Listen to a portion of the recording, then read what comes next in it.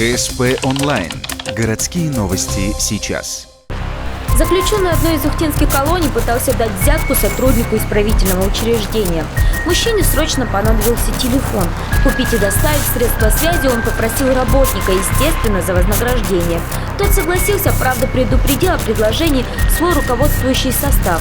Было так говорено, что лицо, отбывающее наказание, перечислит на банковскую карту сотруднику деньги, что он и сделал через знакомых, после чего сотрудник на эти деньги снял в банке, поехал в магазин, купил телефон и под видеозапись, получается, вручил лицу, отбывающему наказание. Задержали его тут же. В итоге за неудачную взятку в 3000 рублей заключенный увеличил свой срок больше, чем в 2 раза.